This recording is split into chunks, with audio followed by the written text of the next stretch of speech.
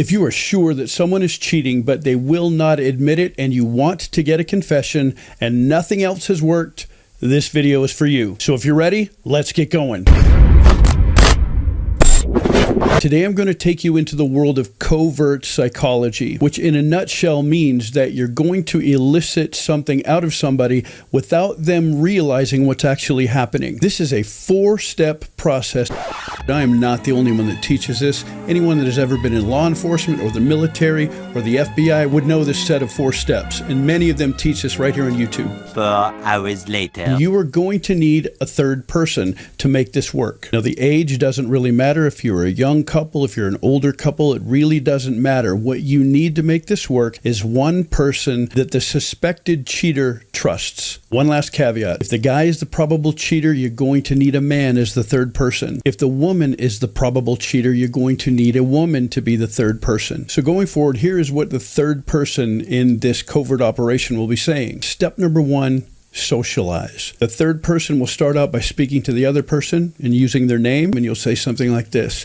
You know, this really makes sense. And once people understand and know the kind of person that you are, they will completely be able to empathize with you as to why this actually happened. And once the reason comes out, I think everyone will fully understand. Number 2, minimize. This is where you say something like, you know, this really isn't that big of a deal. People get through this all the time. I've met a lot of bad people, and you're not one of them. And people get over this. People get through this all the time. It's really not that big of a deal. Number 3 is rationalize. This is where you say something like, I know this has been building up for a long time. And truly anybody in their right mind would probably do the same thing. So it actually makes sense that something like this happened. And the 4th step is project. In other words, it's not your fault. You use something kind of like this. I know that he or she, depending on who you're talking about, I know that they have been terrible to you. I know that it's been difficult. It's been super hard. I got to be honest with you. I think anyone in your situation would probably have done the same thing. Heck, I would probably have done the same thing. And truly, if they didn't want this to happen, they should have worked harder at trying to see your side of things. Because here,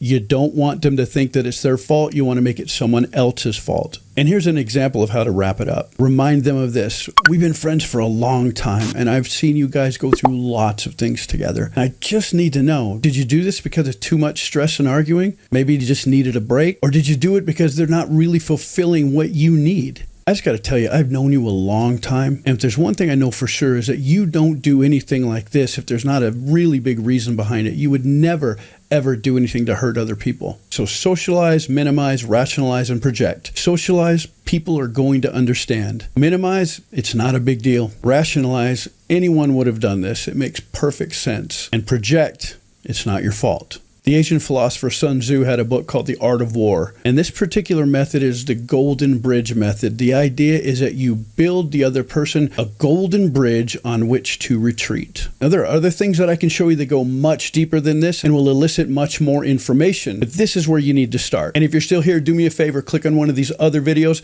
I'll be back very soon in the next one. See you then!